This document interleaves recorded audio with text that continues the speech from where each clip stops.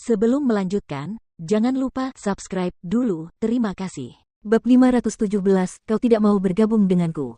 Sengkai tercengang. Dia menatap Mukiki dengan saksama. Matanya gelap karena emosi. Namun sebelum Sengkai bisa mengatakan apapun, Paman Guziling keluar dari ruang interogasi bersama petugas polisi. Apakah kamu baik-baik saja, Paman? Pria itu menggelengkan kepalanya dan berteriak, daripada mencari pembunuh yang sebenarnya, kalian malah menangkap warga yang tidak bersalah untuk diinterogasi. Kalian semua tidak mampu. Guziling memegangi pria itu tetapi tidak mengatakan apapun. Sengkai kembali membela istrinya. Jika kamu ingin memanggil keluarga Gu lagi, silakan hubungi pengacaraku terlebih dahulu. Mukiki tertawa dan menjawab Sengkai. Ceo Seng, mungkin Anda tidak tahu betapa seriusnya masalah ini. Korban meninggal dengan cara yang tragis. Pembunuhnya sangat kejam. Dan keluarga Gu harus bekerja sama. Jika tidak, ketika kasus ini terpecahkan tanpa bantuan Anda, reputasi keluarga Gu akan ternoda. Jangan khawatir. Kupikir kau akan berbagi beban dengan kakak iparmu, tapi jangan berpura-pura lagi, Ceo Seng. Itu tidak ada artinya. Setelah mengatakan itu, Mukiki berbalik dan menuju ke laboratorium forensik bersama Feng Sanshan. Kai, sekarang kamu harus melihat betapa sombongnya Mukiki. Sengkai tidak mengatakan apapun. Dia hanya berkata, ayo kembali. Setelah Mukiki melihat mereka pergi, dia bertanya kepada profesor, bagaimana? Bajingan itu menyangkal semuanya. Dia tidak mengakui bahwa dia pernah bertemu dengan korban sebelumnya. Meskipun polisi telah menemukan saksi, mereka tidak memiliki bukti konkret. Jadi, mereka tidak dapat melakukan apapun padanya, jelas sang profesor. Bukankah itu berarti ada sesuatu yang mencurigakan ketika dia berusaha keras menutupi kesalahannya? Keengganannya untuk bekerja sama akan membuat tim investigasi kesulitan untuk memecahkan kasus ini. Bagaimanapun, tanpa dia, polisi pada akhirnya akan memecahkan kasus ini. Saya yakin akan lebih sulit lagi untuk memanggilnya setelah hari ini. Jika keluarga Seng terlibat dalam hal ini, keadaan akan menjadi lebih buruk. Mereka hanya mencari masalah jika mereka campur tangan.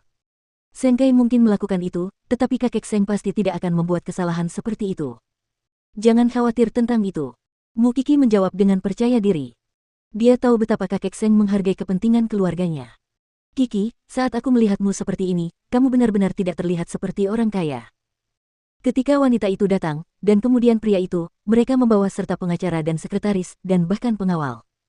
Ini seharusnya menjadi standar orang kaya. Tapi lihatlah dirimu, kamu tidak pernah bertindak seperti itu. Profesor itu tiba-tiba tertawa. Saya berbeda. Orang-orang kaya itu sama saja. Namun, saya adalah jiwa yang unik. Ini benar-benar pertama kalinya aku melihatmu berdebat dengan Guziling. Tidak, aku harus mengatakan bahwa ini adalah pertama kalinya aku melihatmu menunjukkan kemampuanmu yang sebenarnya. Guziling bahkan tidak bisa berkata apa-apa. Feng Sanshan sempat mengungkapkan kekagumannya pada Mukiki. Dan tentu saja, itu hanya terjadi sekali. Saya yakin. Tentu saja, dia tidak bisa membantah. Apakah kamu tidak khawatir dia akan menyusahkanmu? Feng Sanshan mengangkat alisnya. Pertama, keluarga Gu sekarang sedang kacau balau. Aku khawatir mereka akan punya cukup energi untuk menangani masalah Paman Guziling. Kedua, Guziling meminta bantuan dari suaminya. Aku yakin kakek Seng akan membiarkan Sengkai menarik diri dari masalah ini. Kalau sudah begitu, mereka akan bertengkar lagi. Ketiga, bagiku, taktik Guziling hanyalah permainan anak-anak. Dia terlalu sombong. Dia bahkan tidak bisa berakting. Kemampuan aktingnya lebih buruk dari... Lebih buruk dari siapa? Mukiki ingin menyebut nama Mutang Sui. Namun, dia merasa itu tidak perlu. Pokoknya, masalahnya tidak serumit yang kamu kira. Selama kita menggunakan metode yang aku sarankan sebelumnya untuk mengancam keluarga Gu, mereka akan bekerja sama. Profesor itu mengangguk. Akhirnya dia mengakui bahwa Mukiki adalah orang kaya. Sekarang setelah kamu mengatakannya, menurutku kedengarannya masuk akal. Hanya saja, kematian tragis ibu dan anak itu sungguh menyedihkan. Meskipun orang itu bajingan, aku tidak yakin dialah pelakunya. Feng Sanshan mengangguk. Pria itu pemarah. Aku akan percaya jika kau mengatakan dia memotong orang. Tapi mencabut paku, memasukkan batu ke dalam vagina, dan memberi korban paku besi bukanlah hal yang akan dia lakukan. Dia pasti tahu sesuatu, kata Mukiki sambil berpikir. Malam harinya, Mukiki menyeret tubuhnya yang kelelahan pulang. Begitu sampai di rumah, dia jatuh ke pelukan Seng Xiao. Seng Xiao bisa mencium bau tak sedap di tubuhnya, tetapi dia tidak mendorongnya. Ada kemajuan. Guziling dan putra mahkota benar-benar datang untuk membuat masalah. Namun, mereka tidak mendapatkan keuntungan apapun karena aku lebih pandai berbicara daripada mereka. Jangan khawatir. Keluarga Gu tidak akan punya waktu untuk menangani masalah pria itu. Mu Qi mengangkat kepalanya dan menatap Seng Xiao saat mendengarnya. Apa yang terjadi? Hari ini, Mama Gu membawa suaminya ke perusahaan seperti biasa untuk rapat rutin. Namun, para pemegang saham terlibat pertengkaran dalam rapat tersebut. Ketua perusahaan tersulut emosinya, dan dia langsung kehilangan akal sehatnya. Dia bahkan menyakiti beberapa orang. Sekarang semua orang di Gu Corporation tahu tentang masalah mentalnya. Mendengar ini, Mu Qi menyeringai. Saya selalu merasa bahwa sesuatu akan terjadi pada ibu dan anak perempuannya. Pada tahap awal skizofrenia, mendapatkan perawatan di rumah sakit sangatlah penting. Obat-obatan dan perawatan khusus harus diberikan. Sebaliknya, mereka membiarkan dokter keluarga merawatnya untuk menstabilkan perusahaan. Tentu saja, kondisinya akan memburuk. Perubahan organisasi akan terjadi di Gu Corporation. Mu Qi tidak peduli dengan hal itu. Meskipun hubungannya dengan Gu Ziling tidak baik, dia tidak akan menyakitinya saat dia dalam masalah. Lagi pula, Gu Ziling tidak pernah berhasil menyakitinya.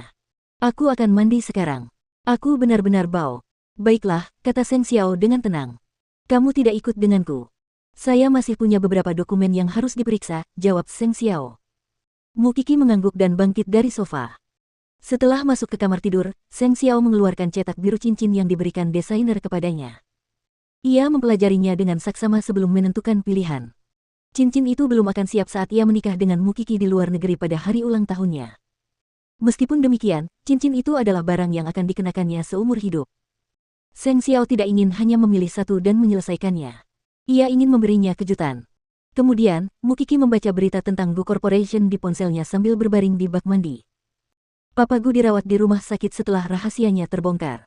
Bahkan Mama Gu mampu, dia tidak bisa lagi menyembunyikannya. Dengan situasi sekarang, bisakah Gu Ziling campur tangan dalam kasus ini? Dia tidak percaya bahwa dia bisa. Mungkin Gu Ziling sedang menjelaskan dirinya kepada kakek Seng sekarang. Faktanya, tebakannya benar. Ketika kakek Seng tahu bahwa Seng Kai membawa pengacaranya untuk membantu Gu Ziling di kantor polisi, dia segera memanggilnya ke ruang kerjanya. Apa kau gila? Pamannya terlibat dalam pembunuhan. Sekali kau melakukan kesalahan, kita semua akan tenggelam di dalamnya. Saat keluarga Seng terkena dampaknya, apakah kau sanggup memikul tanggung jawab?